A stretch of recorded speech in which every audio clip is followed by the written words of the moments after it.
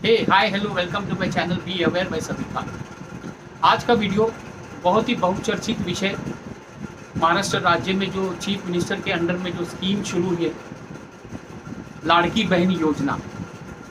आज हम उसी के बारे में कुछ बात करेंगे, उसी के बारे में कुछ मालूमात और कुछ रोशनी डालेंगे।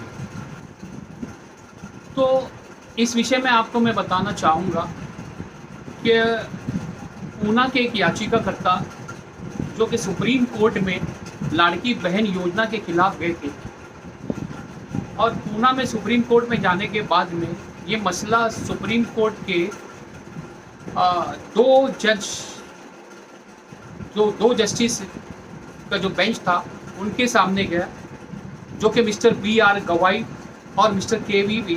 विश्वनाथन थे। तो याचिकाकर्ता ने ये गुहार लगाई थी कि पिछले 50 साल पहले उनकी ज़मीन जो अग्रीन की गई थी, इन्हें लैंड एक्विजिशन महाराष्ट्र स्टेट की तरफ से किया गया था।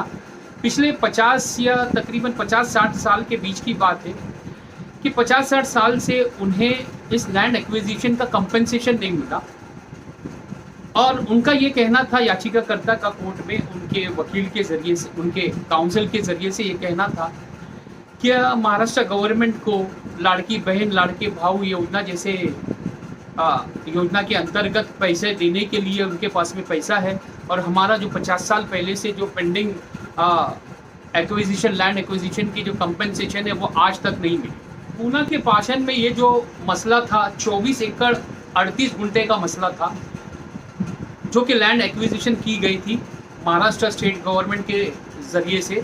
महाराष्ट्र स्टेट ने ही इसको एक्विजिशन किया था, और इसको ARDE यानी कि defence institute of amendment research and development establishment को दिया गया था, जो कि डिफेंस के अंडर में आती है। महाराष्ट्र स्टेट ने लैंड एक्विजिशन करके डिफेंस को दिया था, और याचिकाकर्ताओं को कंपनसेशन आज तक नहीं मिला। तो इसी को लेकर दो जस्टिस की बेंच ने इसकी सुनवाई की। सुनवाई के दौरान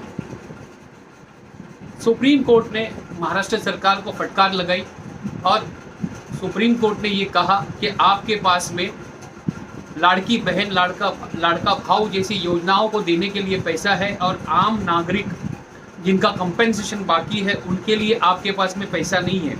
और उन्होंने मुख्य कोर्ट ने ये भी कहा कि आप अपने मुख्य सचिव से, काउंसिल को ये कहा कि आप अपने मुख्य सचिव से बात कीजिए, कि मुख्य सचिव मुख्यमंत्री से बात करे और एक कंप्लीट कंपनसेशन का कैलकुलेशन लेकर कोर्ट में आइए, उसके बाद में ही हम इस पर कुछ फैसला लेंगे। और अगर ये नहीं किया गया तो हम आपकी लाड़की बहन या लाड़का भाऊ जैसी योजनाओं को भी बंद करने का आदेश दे सकते हैं। मैं आपकी नज़र में एक चीज़ और बता दूं कि सुप्रीम कोर्ट की इस याचिका के पहले मुंबई हाई कोर्ट में और एक याचिका फाइल की गई थी, जो कि नवी मुंबई के CA चार्टर्ड अकाउंटेंट नवेद मुल्ला ने फाइल की थी। उनके एडवोकेट थे ओवैस पेस्कर।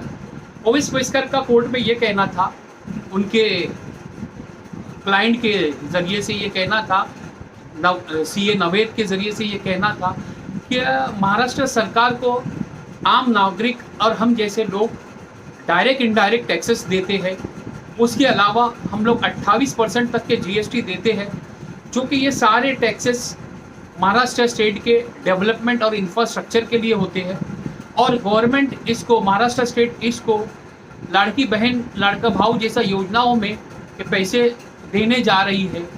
तो इसमें हमारे टैक्स पेयर्स का नुकसान हो रहा है, और उन्होंने ये गौर लगाई थी हाई कोर्ट के सामने, मुंबई हाई कोर्ट के सामने, कि ये योजना को रद्द किया जाए।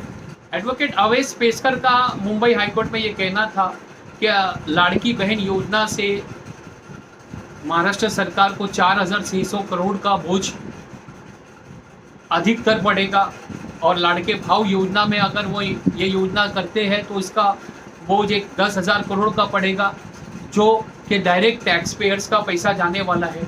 लेकिन इस याचिका को हाई कोर्ट ने खारिज कर दिया था, डिसमिस कर दिया था।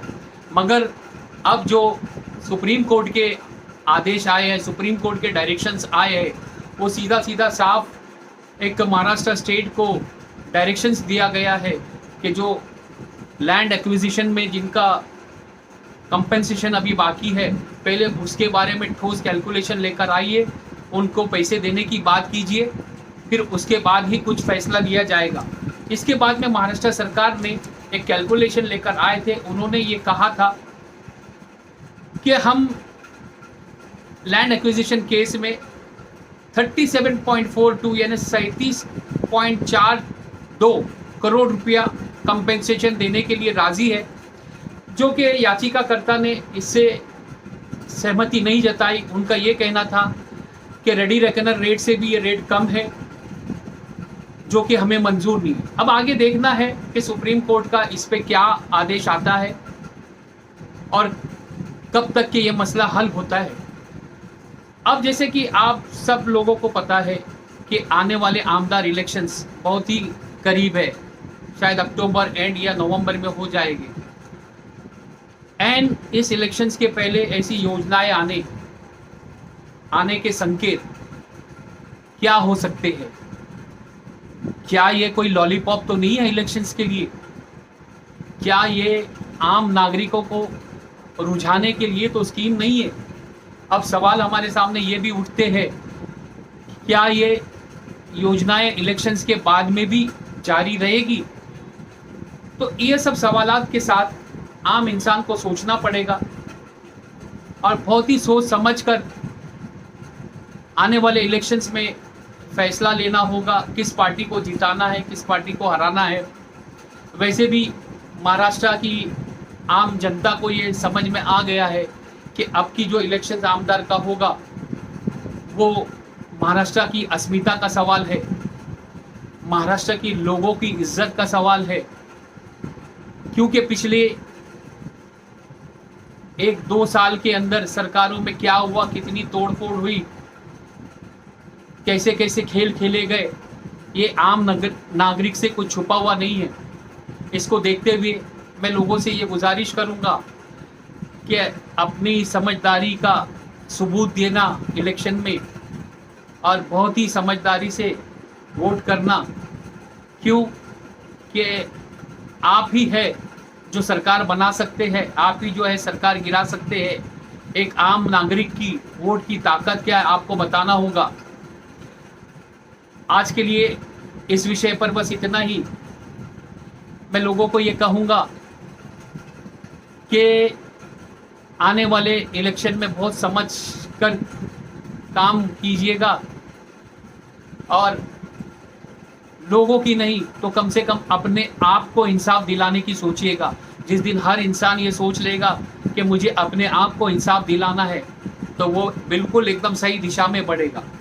आज के लिए बस इतना ही, और जाने से पहले मैं इतना आप लोगों की नज़र में लाऊंगा, आप लोगों से कहूँगा, आप लोगों से रिक्वेस्ट करूँगा कि मेरे इस चैनल को सब्सक्राइब कीजिए, लाइक कीजिए, शेयर कीजिए ज़्यादा से ज़्यादा।